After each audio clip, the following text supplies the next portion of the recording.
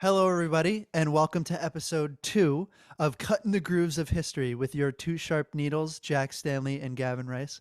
And in this episode, today we're going to discuss the very, very beginnings of recorded sound, and then we're going to segue into recorded sound within the home. So, Jack, I'd like to start with you with the very beginnings of sound recording. Well, it's an amazing story. And hello, everybody. It's good to see you on our second episode here, which I think you'll find very fascinating. Sound recording. Can you think of the world today without sound recording? I don't No. think we can. No. It's become such an integral part of who we are. And the reason that we have sound recording now, there's all these new developments that have happened in the last few years of the phonograph, which has been basically looked at through computers, and they've been able to play back the sound waves. But there was a fellow by the name of Charles Crow who also came up with an idea of sound recording.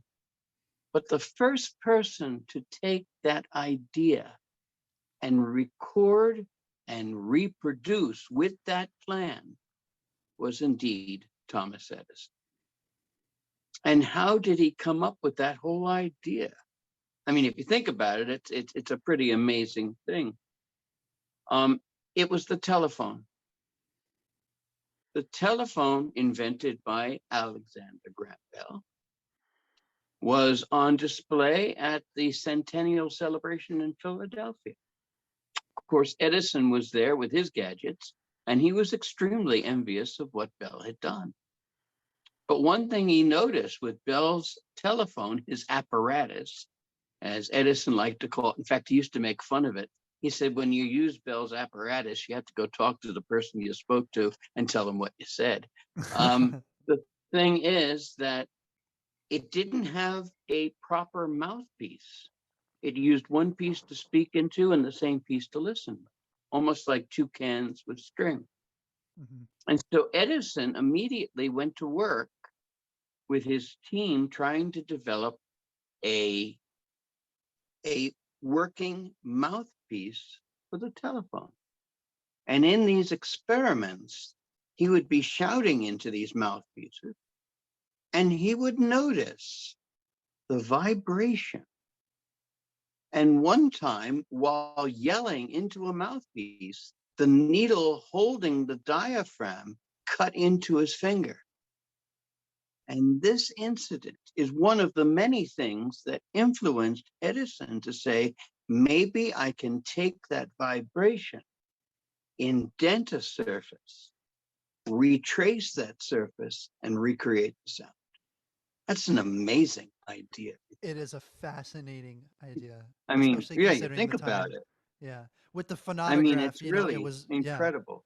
Yeah, the The phonograph was phonograph, unfortunately, was kind of like a fun device to look at sound. I right. mean, it was amazing, but Mhm. there was never a idea to reproduce it.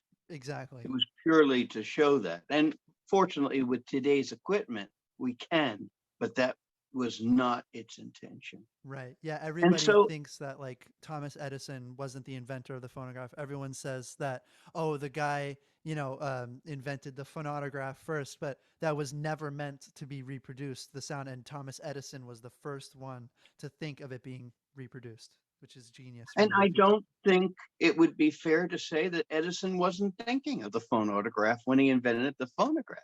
Oh, I'm without a doubt he sure was. he was. I'm Yes. sure he was influenced by that. Mm-hmm.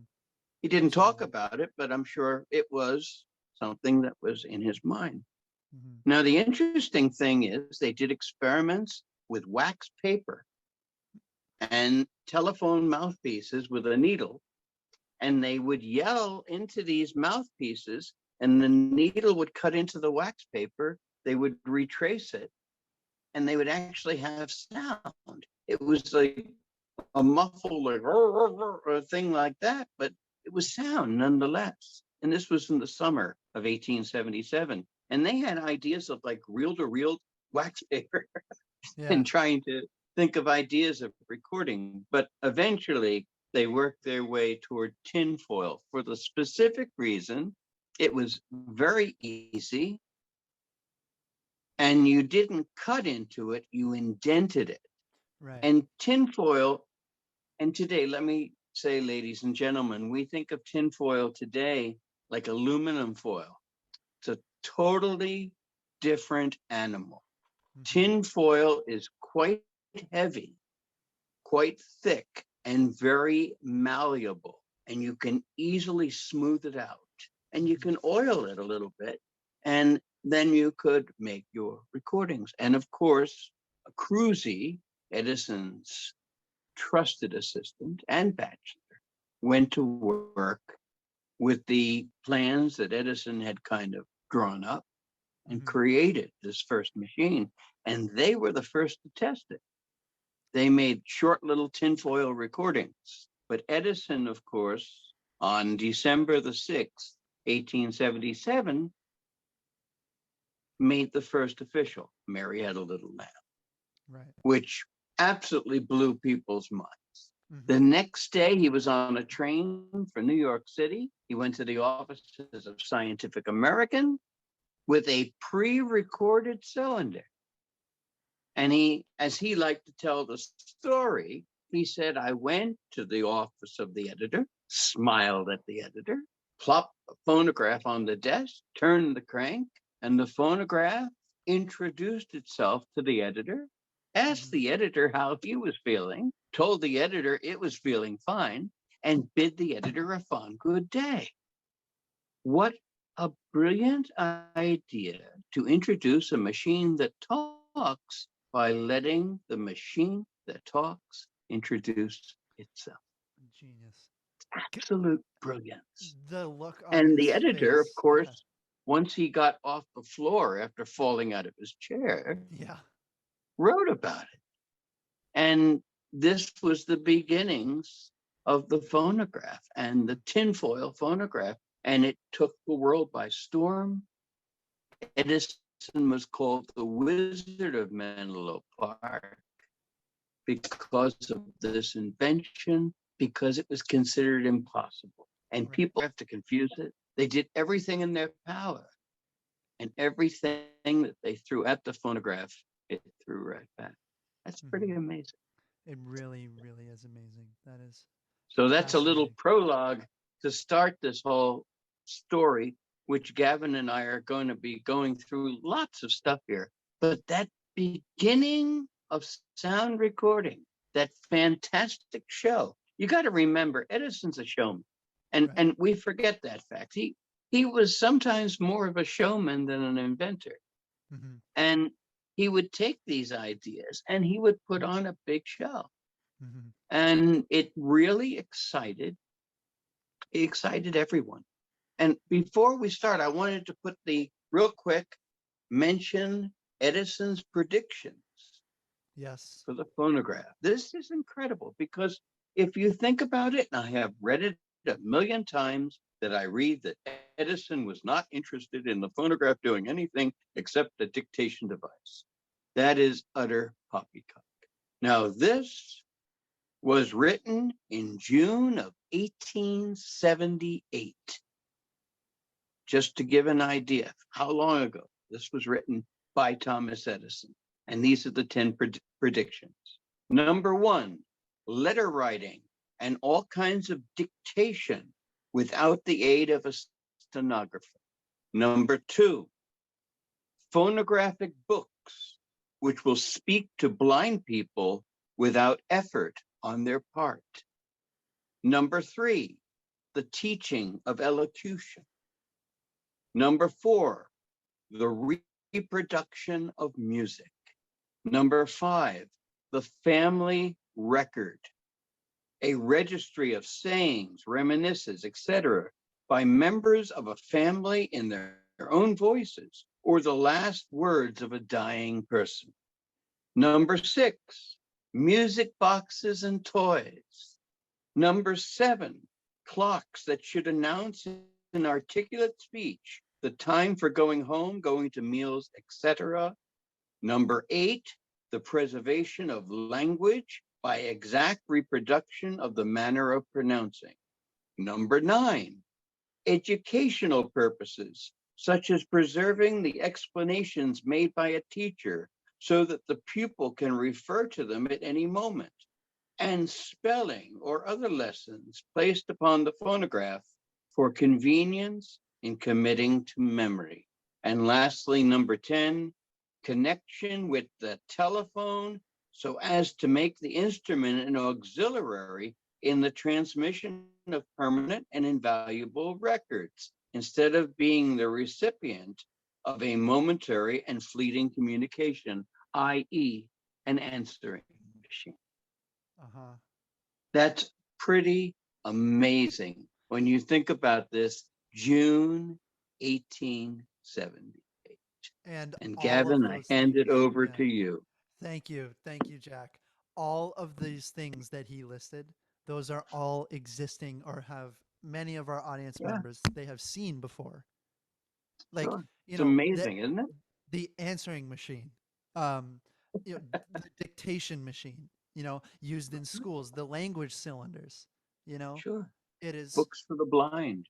the books for the blind. It is Yeah. fascinating that Thomas Edison could think of these things before he even, you know, uh, He was not only an inventor, he was a showman, he was a visionary, especially when he's young. I mean, old Edison's a very different person, but young Edison's an amazing. absolutely. Um, So it now, went from there to wax. yes. And that's what I'm going to talk about today. So, what I Mhm. have right here, this is a Columbia brown wax cylinder. It's actually in pretty good shape. It's fairly moldy, as that happens with early brown wax. Um, I do not think this is the right case for it because this recording gives evidence of it being older than this style of case. I believe this recording is to be about 1899, maybe 1898, as it's a quartet singing The Owl and the Pussycat, which was actually written, I believe, in the 1870s, right, Jack? Yeah, yeah. So if that is the earliest, if not the oldest recording of the song, but I believe it is the first recording of it on cylinder. Um, and the benefit of these brown wax cylinders is that they can be shaved. Now, what I'm going to talk about is sound recording within the home, which is, in my opinion, the second best thing to happen to the world. Like, and the Indeed. because the phonograph probably number one if we're talking about this subject. The invention of the phonograph, hands down, number one, the best thing to happen to the world in this thing. In the as we're discussing it, the second best thing to ever happen was the invention of this device right here. This is a later example, but this is an Edison recorder. It's original. It's probably about 1905 to 1908, probably. Um, and what you would do is you would buy this. There were two options. This came out. This is a 2-minute recorder. This is the first thing that came out. Um, and later, after you were recording your 2-minute cylinders, to the introduction of the 4-minute cylinder, um, this introduced the idea of a 4-minute recorder after the 4-minute cylinder was invented. So you would use normal blank brown wax cylinders, but now you could record 4-minute cylinders because this point right here, or the Hmm. cutter here, I'll put my hand. Sure. Oh, that is so hard to see on the I camera. see it. That cutter right there, that is only wide enough to make 2-minute grooves. Um, and the four Right. minute Which recorder, was 100 grooves per inch. it was Yeah. 100 grooves per inch, and of course the 4-minute cylinder is times two, so Hmm. 200 grooves per inch. So the carriage on the phonograph was moving. Uh, it's 2 times as slow as the 2-minute. And as I was saying, this invention was the most important thing to happen to the music community uh, and the family community because now you could take your old recordings that were getting moldy because these people didn't store these properly back in the 1800s. That's just the way it was, you know. And you could take your moldy cylinder that wasn't playing. You could shave it down because a lot of the machines at that time had a shaver attachment. My 1904 Edison Triumph Model A has a shaver attachment. You would shave down the grooves, and then you would have a perfectly flat, of assuming you did it right, a perfectly even blank cylinder. Mhm. Now, let's just say your son is picking up the trombone, right? My friend has a recording of a trombone solo shaved off of Uncle Josh, gold molded cylinder, actually. Um, and if you listen, you can actually hear little bits of uh, the Uncle Josh The cylinder still laugh in it. of So Uncle you're John. hearing like ba ba ba, and I had da da da da, and then it's hilarious because these people were brand new at these things. You know, they had no, they just said they followed the shaving instructions, and some little bits of the grooves were left. And you So know, not you think only, about it real quick, those cylinders were expensive. mhm, You they know, if were you go very back expensive. that time, you had to try to use anything to, it's a very important thing. I think The they were like price, 35 cents. this price is 25. Oh, And 25. so Okay. assuming this case is from about what, 1904, 1903, Yeah, something that like that. Yeah. 25 cents in 1903 would be what, like 100 something dollars? So it's a Like, lot of money. It's probably like maybe like 25, $30. oh, really? Oh, I was way off. Wow, that is Yeah. awful. Let me look up No, 25 I'm cents. thinking about 25 cents in 1908, probably about $30, something like that. Probably just about. Okay. Um, so, you know, these were, as Jack was I'm saying, these were curious. expensive cylinders. So Yeah. I just looked it up. It's actually closer to $8. Oh, only eight? I know, Okay. for a single recording, for a Whoops. single cylinder. I believe Okay. blank cylinders were more, around 30 Mhm. or so dollars. And so not only do you have your, you know, your child recording their instruments on on a blank cylinder, you also have the opportunity to dictate family events. My good friend as well has many home recordings of families. He has a recording of the dog barking into the horn. He has he His actually master's has voice. his master's voice, even before, exactly. Yeah. He actually has erotic recordings, and Okay. yes, he has erotic recordings from 1899. So people were So taking, blue cylinders, huh? they were blue cylinders. Yeah, exactly. Okay. Um, you know, this device opened Mhm. so many more possibilities for the family. You know, Oh yeah. Yeah. your average family, if you bought one of these, you had infinite possibilities on what you could do. Like I was saying, instruments, et cetera, et cetera. So later on down the road, after the 1800s, in the 1900s, machines started getting better. Recorders started getting better. Reproducers started getting better.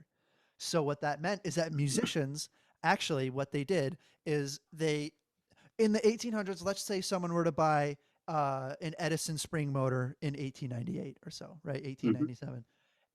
In about, let's say, 1915, that instruments, that I call them instruments, that machine is already several years old, and the disc phonograph has already came along and been popularized. The Victrola has already been extremely popularized. You know, so people took these machines and just gave them, you know, to their youngest family member to play around with. Seriously. And so a musician, let's say he were to get the spring motor, the musician were to get an improved recorder and improved cylinders to record musicians in bands, as disc home recordings were virtually non-existent. They were, but home recordings were close to none. There are very few examples of them existing. Some of them are made out of concrete, you know, some are made, yeah, have you know those, Jack, the concrete home I've never recordings? seen the concrete. Yeah, they have pre-recorded grooves, not pre-recorded, they have preset grooves, and you would put a needle in the needle chuck, and yell into the horn, and it would actually cut the grooves. Of course, you could only play that once, and it would Boy, that needle would be finished, I imagine, in that needle would concrete. be flat. Yeah. So, Now, something like can I that. throw one thing in real quick? Go ahead. It's so important in your whole story here. We do need to give credit to Bell and Tainter Hmm. for going from tinfoil to wax. True. Um, and then, of course, Edison got upset and developed the solid wax cylinder, Right. which is very important. That is. And one last fun thing is that Edison called his machine the phonograph, which they used to have phonographic dictionaries before this. Right. And phonograph means sound writer, more or less. Hmm. In And Greek. Alexander Graham Bell was so angry at Edison for developing that mouthpiece and Hmm. also using a word developed by Mark Twain, Hmm. hello, Yeah. as a greeting. Right. Bell was using hoy hoy, Yeah, that's right. and Edison tossed in hello. That when the Bell Tainter Company came out, what did they call their machine? They spoonerized the name phonograph and called it graphophone, Exactly. just to drive Edison nuts. And Hmm. it did. And it did. It Oh, he went really did. crazy over it. Yep. You notice Bell and Edison, they don't even talk to each other. I mean, they're just totally in two different sides of the Yeah. planet, practically. Yep. Thank you, Jack. Yes, that is a very Sure. good point. Um, I just wanted to make sure we get that whole thing with the wax so we oh, of course. understand where it came from. Right.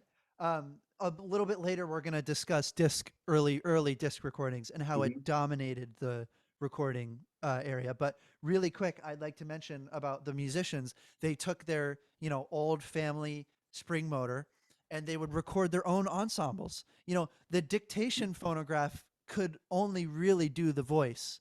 It was very difficult to record an ensemble using a dictation machine. Sure, sure. And of course, the phonograph was probably most popularized by recording music and reproducing it.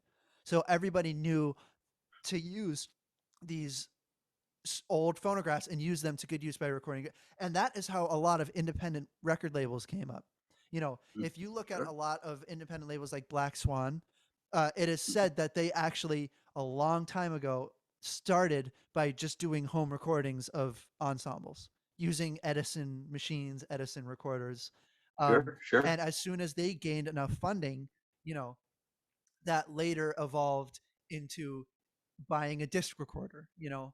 buying their own labels, paying musicians, Sure, and sure. then that escalated and escalated. Of course, they didn't survive Very very long. special label too. That's an amazing label, It really Black is Swan. Yeah. very, very special label. It's one of my favorite, independent labels. Hmm. Hmm. Seriously, fantastic label. Um, and as I was saying, this device paired with this device Hmm. is one of the, if not second best, most important things to happen to the United States, the world, and sound recorded history. Oh yeah, I couldn't agree more. So, I could and not agree more. It's and I, amazing, but right, and I use these and this to record ensembles. You've seen the videos. I record sure.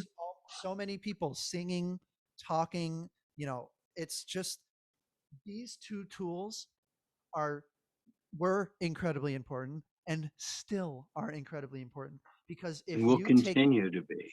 yes, and if you take the time to really perfect historical early 1900s music, whether that's or late 1800s music, whether that's early ragtime, early recorded ragtime Mhm. ensembles like Prince's band, um, if you take the time to really perfect how they sounded and read the music back in that day, you can use these two devices in the 2020s to understand what it was like to be a recording engineer in that time.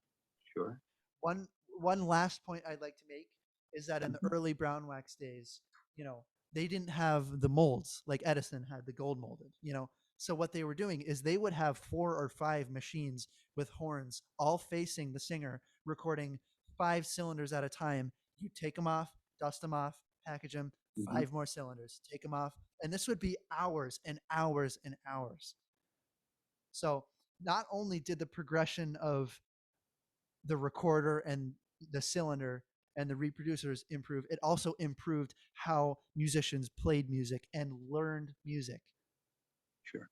Because many ensembles that you hear on early Brown Wax, musicians were hearing for the first time. You could hear Sousa's band for the first time in your life if you didn't live in, where he would play.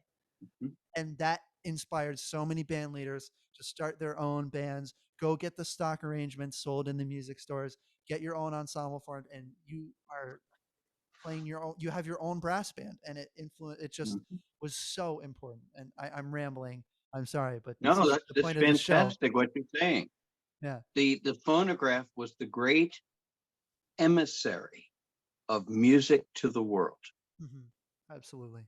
It truly was. I mean, you could be in Bangladesh and you could hear music made, let's say it was recorded in New York.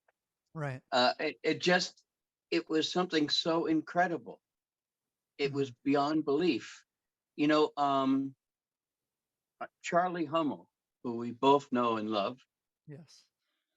has a wonderful letter sent to Thomas Edison from one of the islands.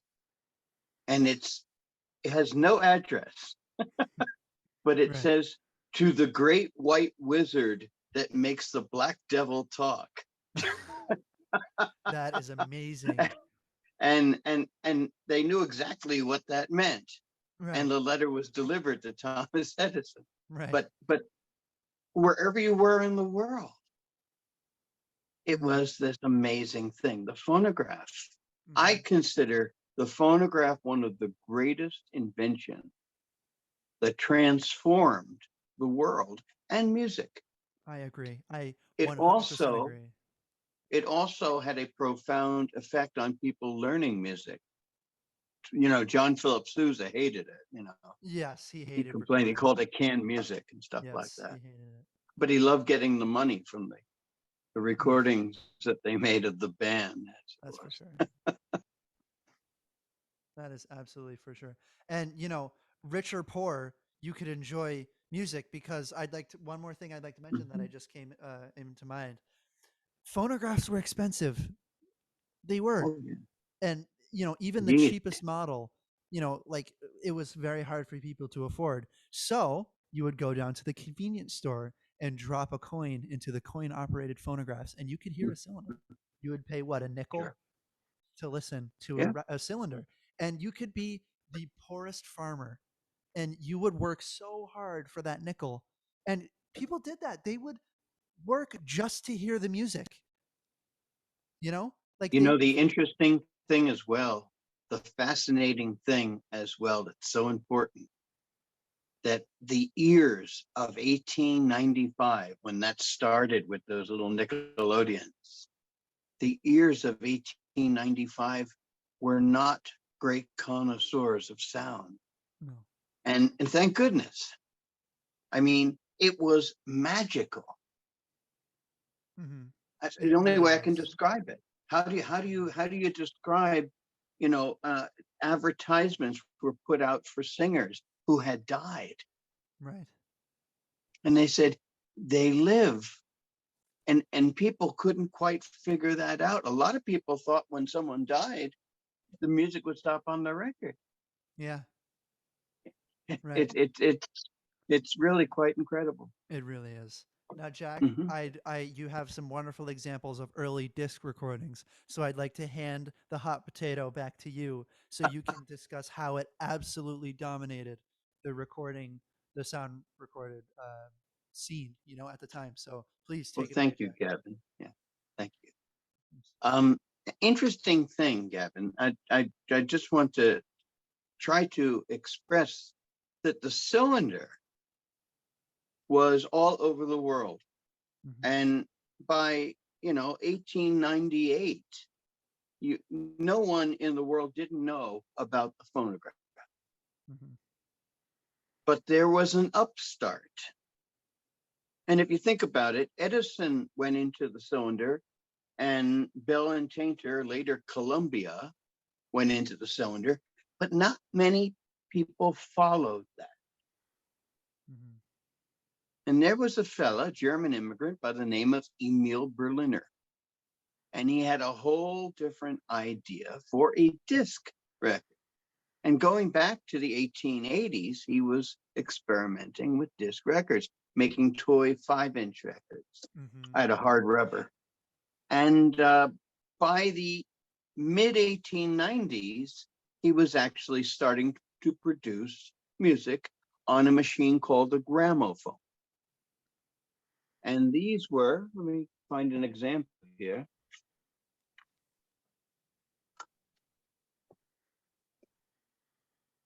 This is a Berliner gramophone disc.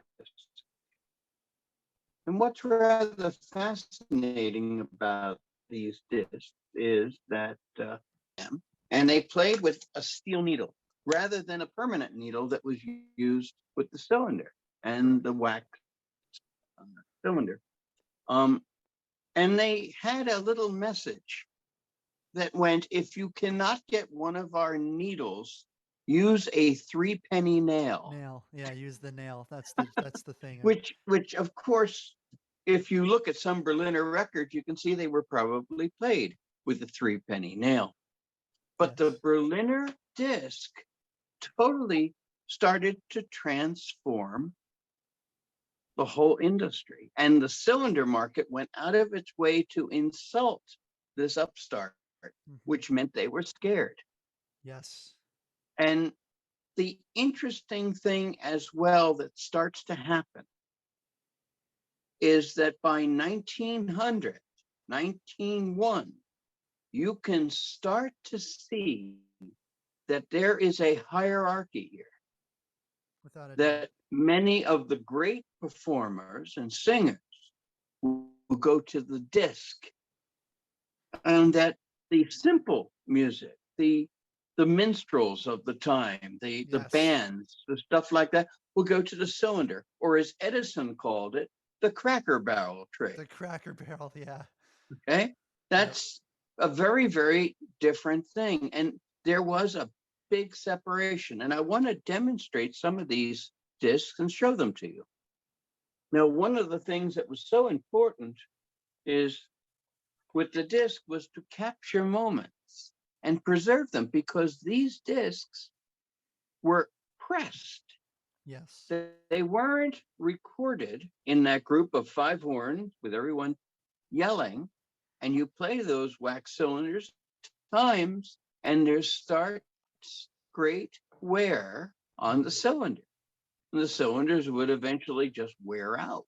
Yep. Whereas these were permanent recording pressed. Mhm. This is a rather fascinating one.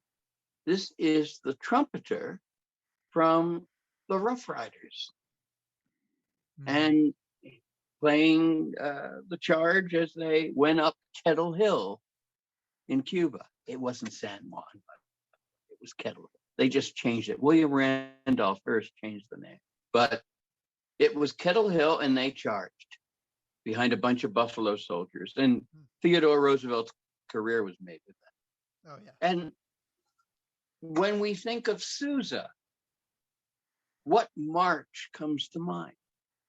The Stars and Stripes Forever. Exactly. And on what type of record was it first recorded? The disc. On the Berliner disc.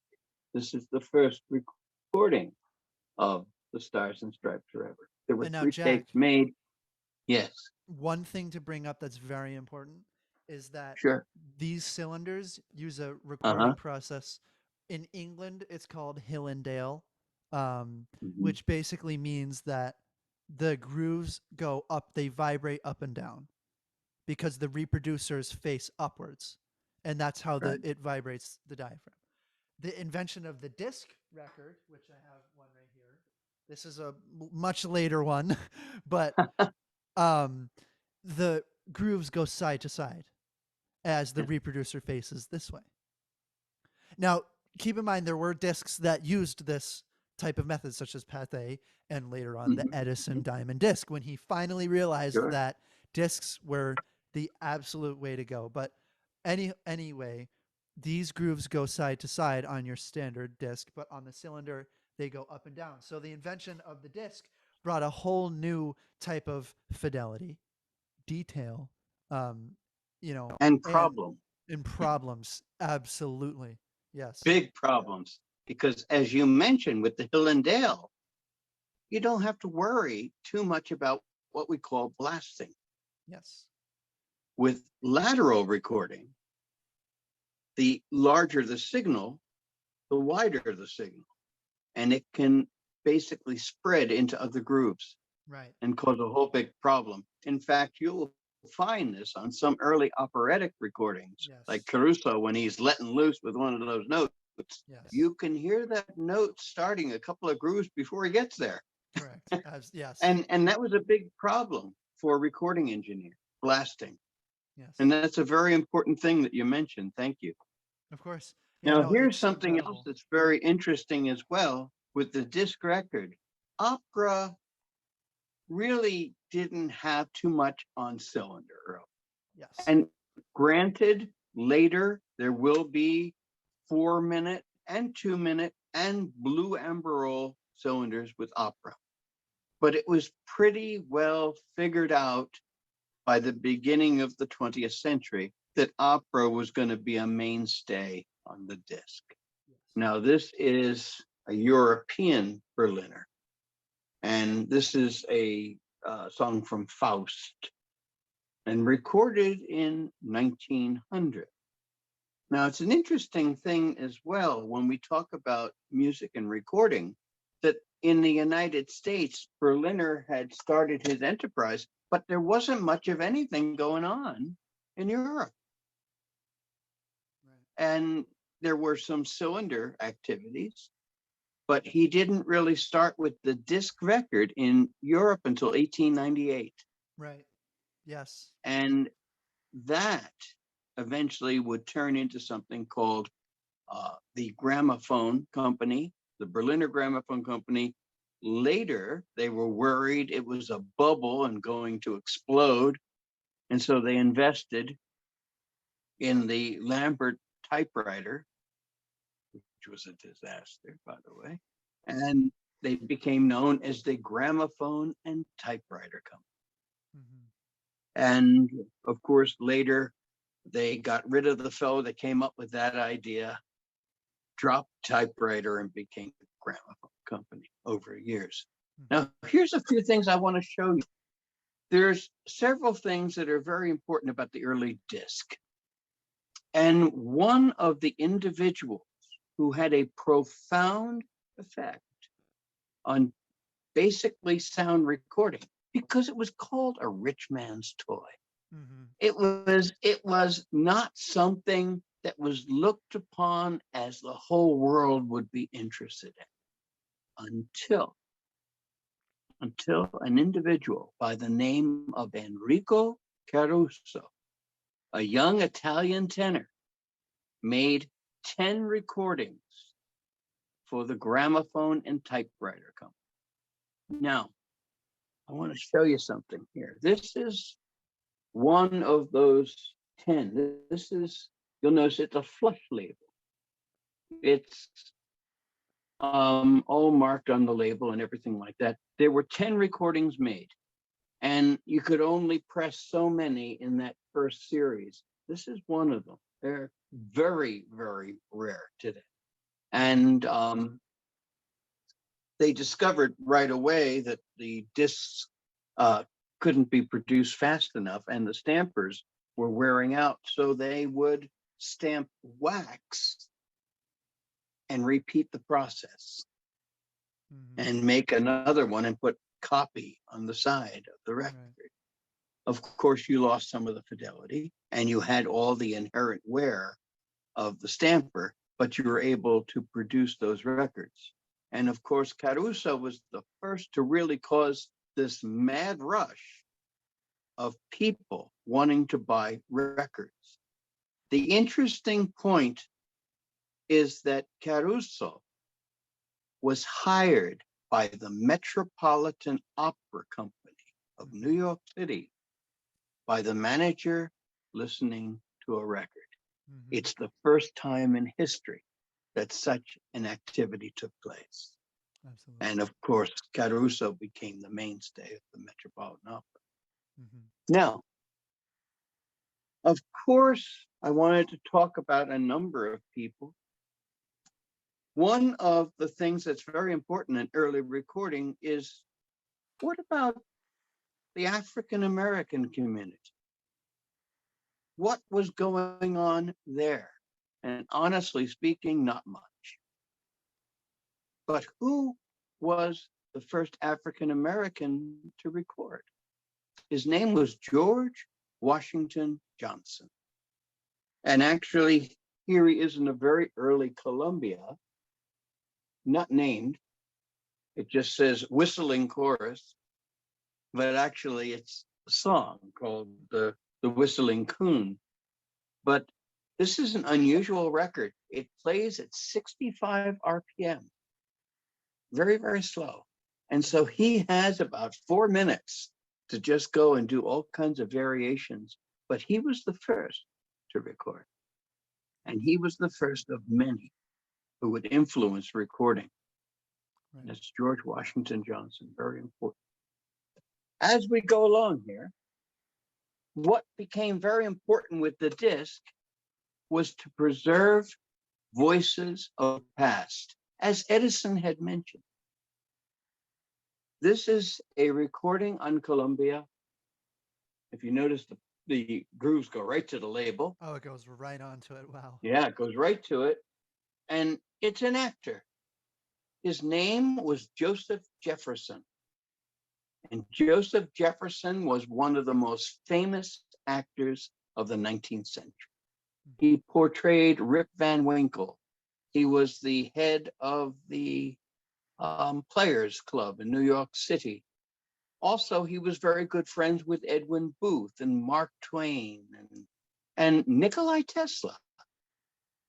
And he was convinced to make recordings for Berliner in 1898, and then in 1903 for Columbia. And this is one of his recordings. Very important. That is very important.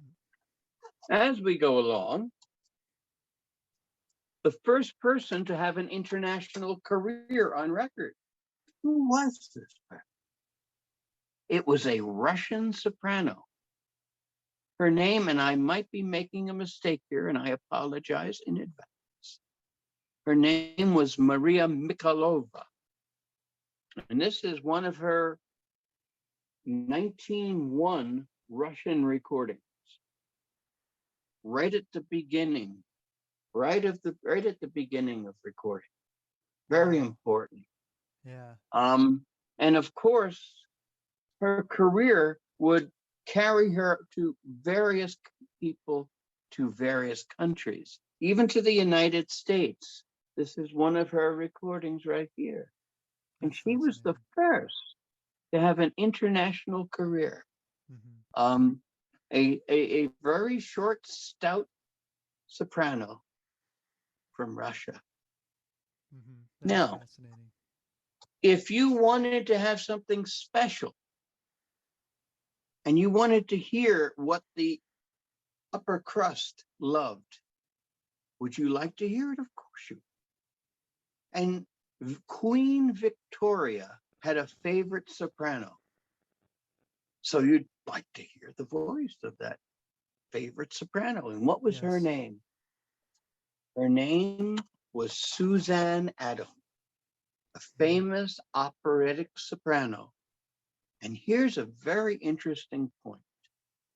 Columbia followed Edison into the cylinder industry. But when it came time to produce operatic recordings, what did they do? They put it on disc.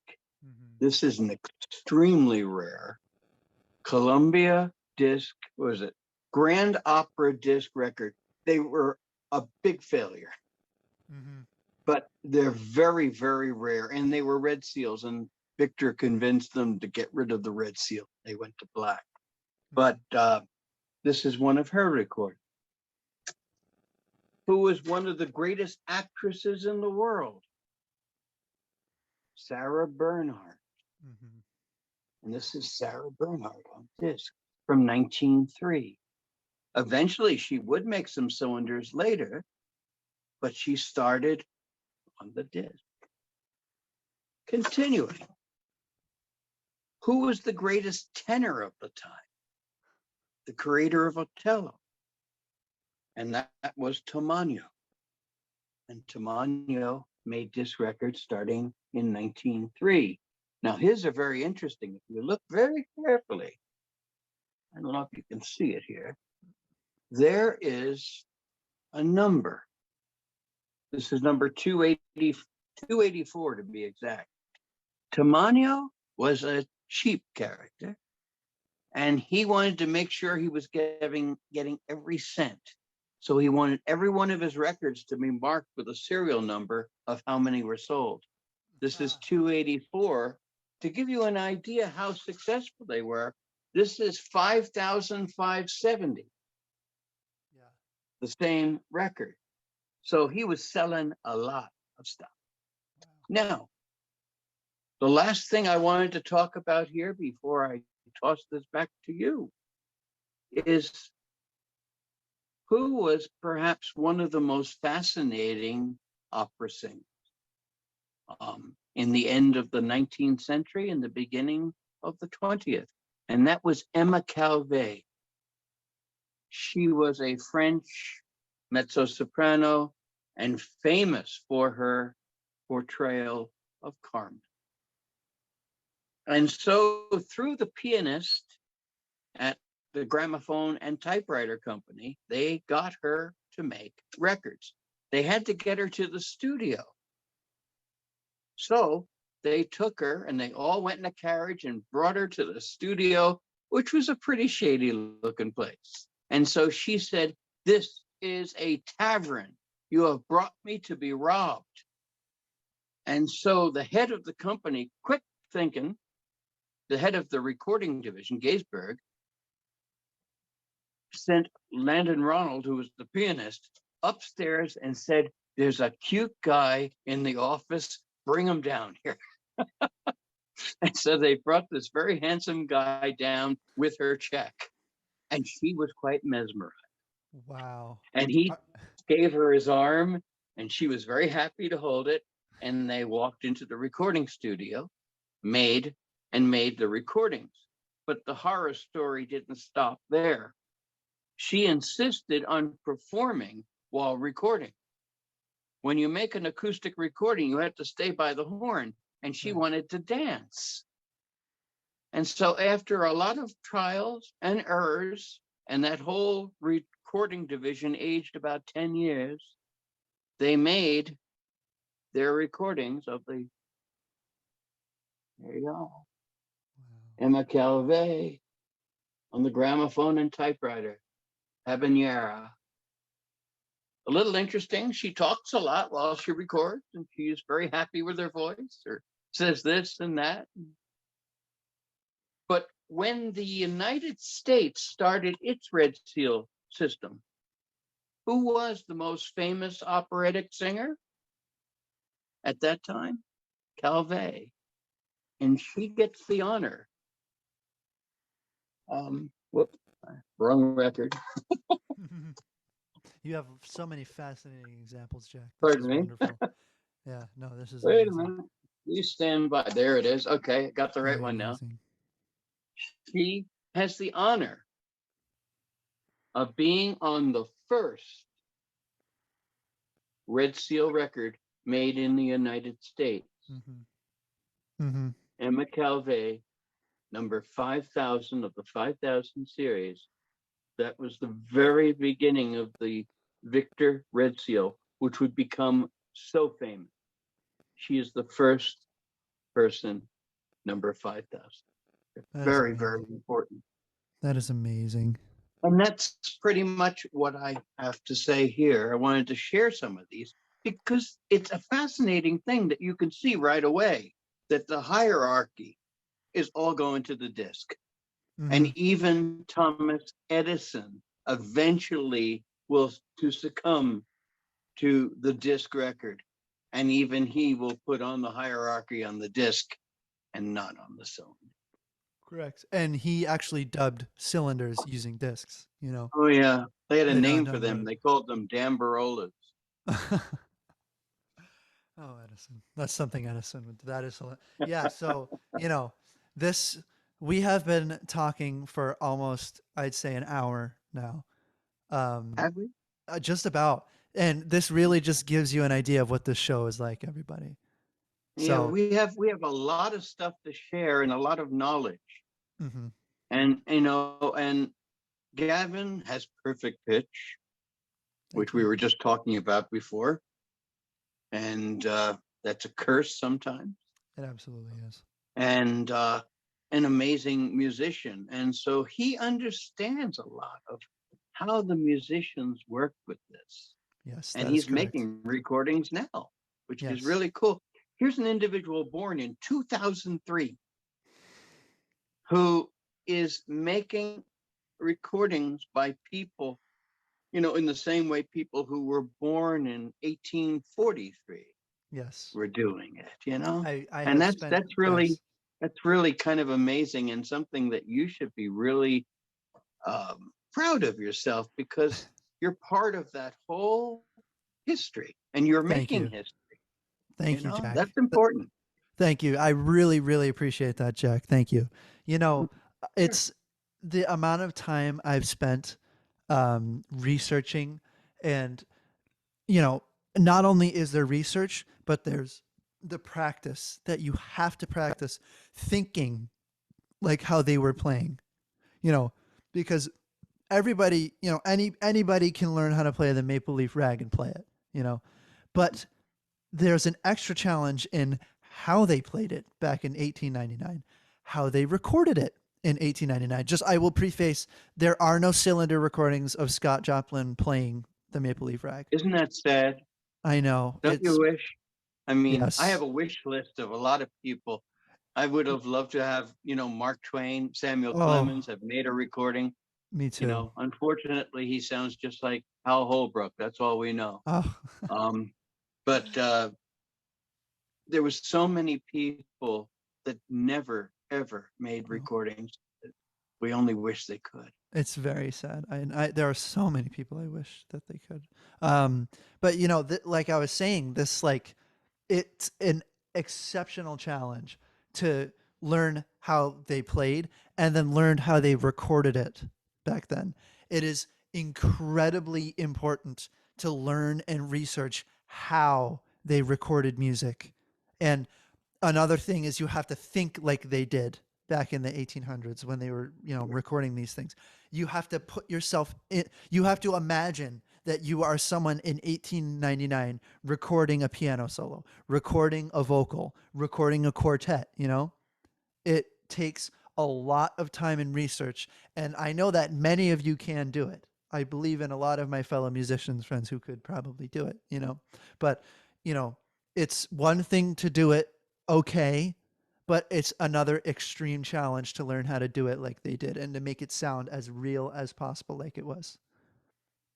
The position, Very, very true. yeah, like There was a science to acoustic recording. there was. As we were discussing in our "Oh, what the hell" chapter, um, acoustic recording is such a different animal from microphones. Hmm. I mean, it's such a different thing. I I mean, agree. and every day is a different adventure actually Right. with it. Absolutely. It 100% was. And one thing I'm really trying to do is I'm really trying to invest money to find a commercial cutter, because once I find a commercial recorder that was used in the 1800s, early 1900s, that is going to take my recording to the next level. That is on my bucket list. If anybody knows anybody who has one, or if you have one, or if you have one in your attic, please let me know. I am really trying to find one, because as a musician, that is going to be one of the highlights in my career is recording people using equipment that they used 100 years ago, you know? That's full speed astern, and I think if anyone can do it, it'll be you. Thank you, Jack. And because you have that talent, you have that desire, you have that drive, and there exists somewhere It's true. such a device. And if It's it true. doesn't exist, it might very well be able to be replicated. Which is what I'm in the process of doing. So I'm working on making my own recorder, which, you know, the size of this diaphragm is Mhm. none, not even close to what the diaphragms were. They were huge on the commercial recorders. The Yeah, yeah, the yeah. commercial recorders are about this big. Yeah, exactly. So Sure. I'm working on making my own recorders. I'm actually processing my own cylinders. Mhm. um that's, in the process, but, and it's just a whole can of worms that I am so excited that I opened. So many people are like, they never mention that. I am extremely excited and happy that I was able to open this can of worms, you know Sure. because And it's once you've the just worms, started. yeah, once the worms come out, it's very hard to, gather this information. So okay, I Sure. think we're pretty good on time. We've been talking for about an hour. So I really appreciate everybody listening to episode 2. We are going to have many episodes coming up. We're making this a weekly event. So, like we Sure. mentioned in our previous episodes, if you have any ideas that you would like to suggest, please feel free to contact me or Jack. I linked our YouTube pages and Facebook accounts in the description. So please take a look at that. Feel free to reach out, and we'll see you in the next episode. So thank you Sure. very much, everybody. And thank you, Jack. Thank you. And we will continue further with We will sound continue. recording in many further chapters. Absolutely. Goodbye, everybody. Thank you. Thank you.